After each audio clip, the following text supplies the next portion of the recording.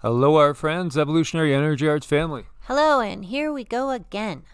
We are at it, and so are the asteroids. Oh, they sure are. You see here, asteroid CZ3 flew past the Earth at 0.06 lunar distance. Now, that is most definitely a close call. It really is. That one's concerning. It's been active, as we have been saying. There's been a lot of stuff flying by. So this one, thankfully, is small. And the bottom line is this was only like 6 feet to maybe 12 feet. So all this would have been just nothing but a fireball in the sky. Yeah, it would have been that for sure. And that's the good news with it. Now we have asteroid CA6 going to fly by Earth at 0.43 lunar distance on the 13th. And this one is larger. It's 18 to 39 feet. This one's the 16th known asteroid to fly by the Earth within a lunar distance of the year, 7th in the month. We might end up breaking last year's number, which was high, and then the year before was pretty high too, and, it just seems that there's more and more objects coming in. Well, the records keep breaking over everything. Yep. And CQ5 is going to fly by Earth at 0.46 lunar distance as well, and this one's about the same, 18 to 39 feet in diameter. And here we do have a meteor fireball streaking over California. So the American Meteor Society received 24 reports about a meteor fireball seen over California, Nevada, and Utah on the 11th at about 5:21 UT. There we go again. Yeah, and you can see, we've seen so many of these. Just so many. Every day there's a bunch. And here we see asteroid bigger than the Statue of Liberty. They always like to talk in those terms. Bigger than the Eiffel Tower, bigger than the Statue of Liberty. It makes good for movie talk. Yeah, and he's just selling it, bigger than the Taj Mahal. Yes, definitely. But not bigger than Elvis was. No way. Just kidding. Well, in one way anyway.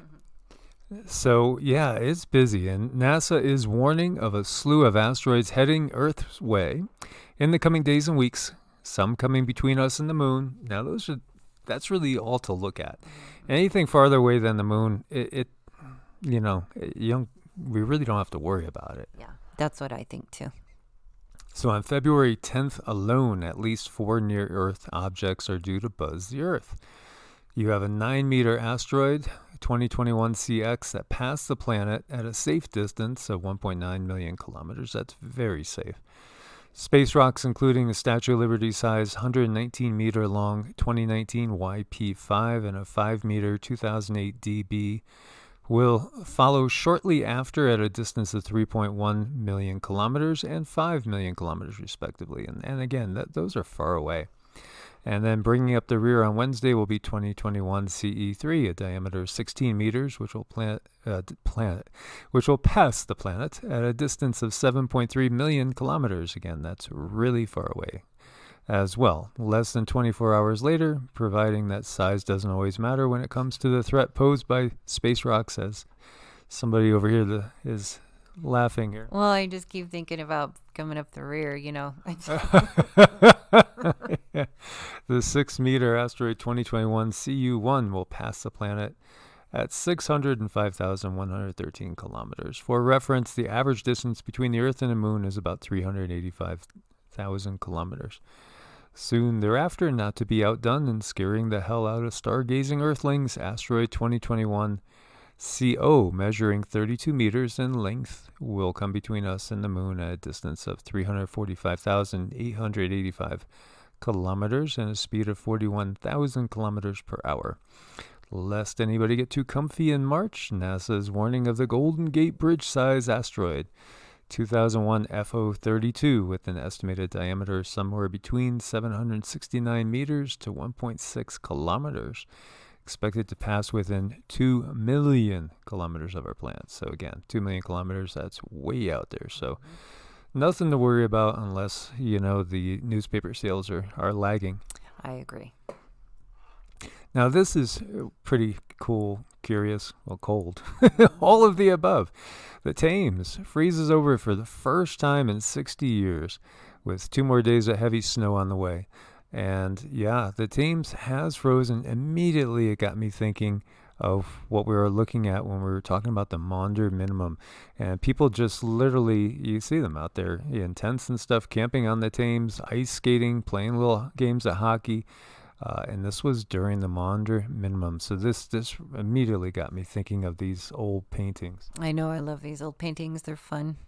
The times were tough. Those were much tougher times than our times, but in some ways they feel so kind of magical in some ways.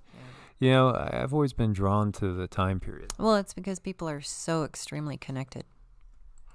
And it is cold in spots, real cold in spots, as we have, the polar vortex dipping down.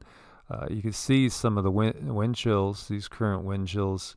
I think this was from a couple of hours ago. But most definitely It's Burr in Texas. It's dipping down. It's cold in so many places.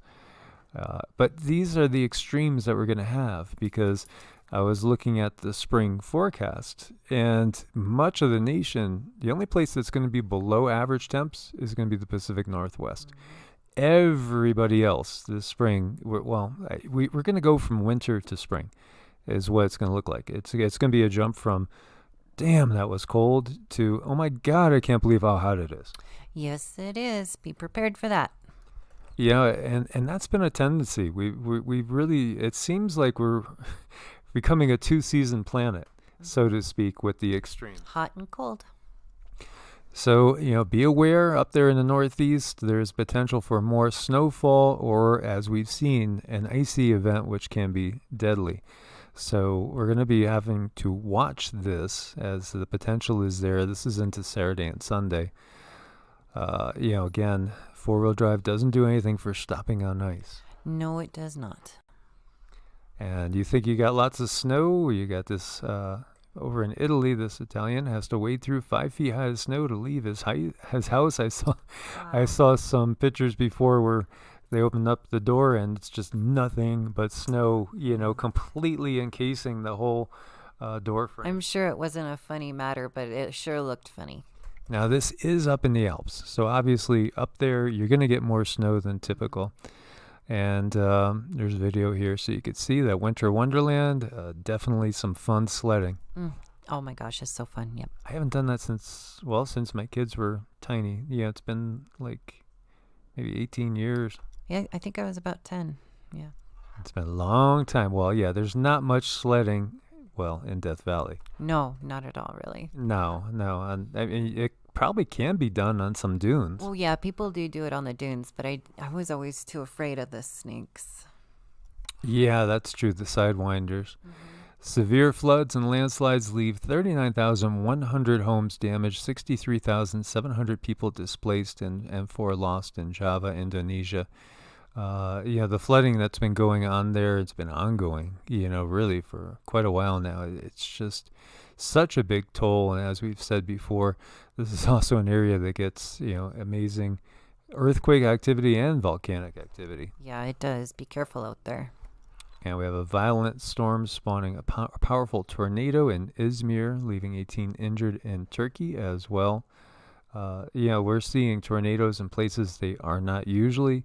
As we talked about Tornado Alley, Oklahoma, that's what comes to mind. But, it's been shifting east. Yeah. And so, the weather patterns, everything is going to be changing, guys. It's a changing globe out there. So we have smoke coming out of the ground around Mount Makiling, a dormant volcano in the Philippines, prompting fears of awakening an eruption. That's pretty ominous. You're looking at the ground right there in the street, and it's kind of steaming. Well, yeah, if you see that, where are you going to run and hide? Away from there, that's for sure. Far, far away.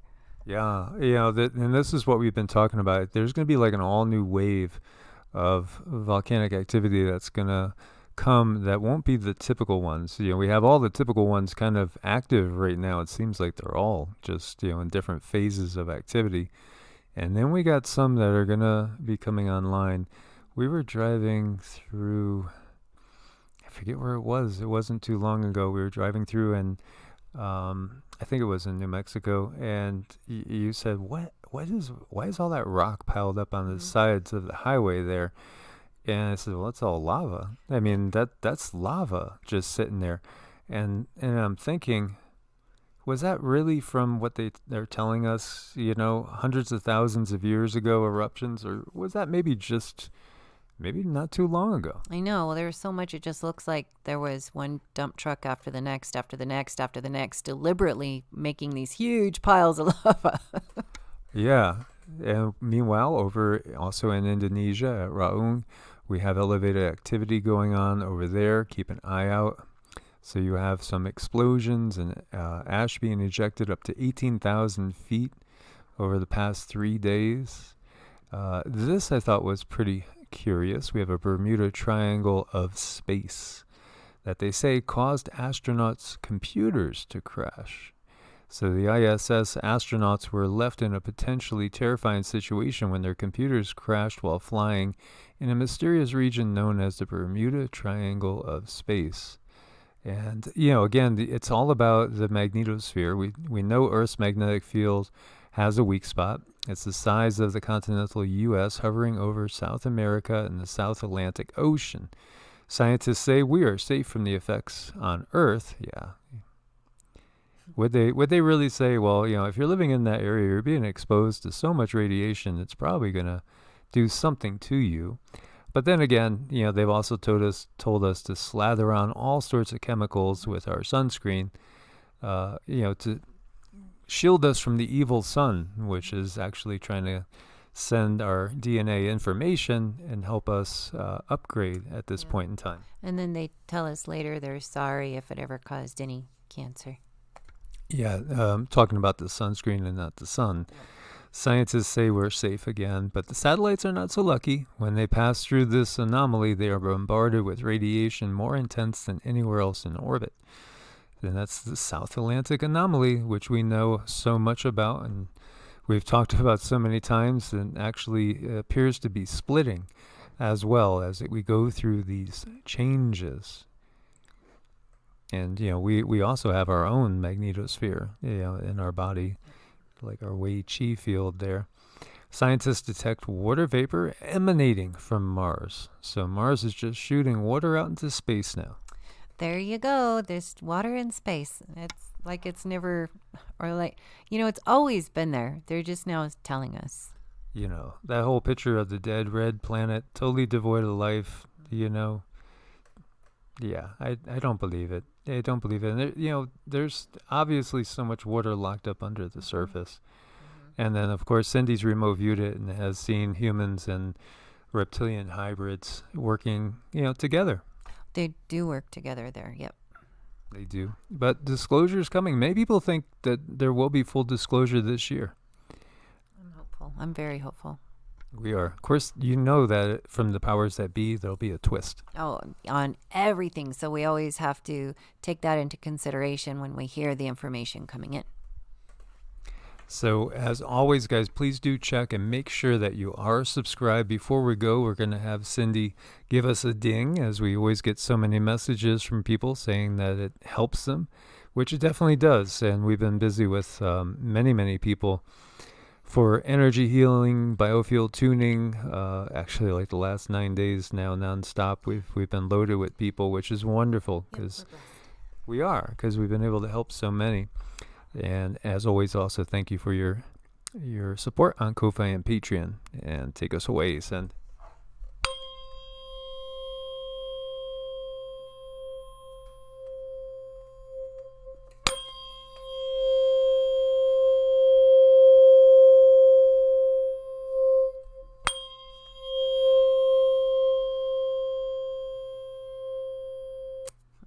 God bless and namaste. God bless and namaste.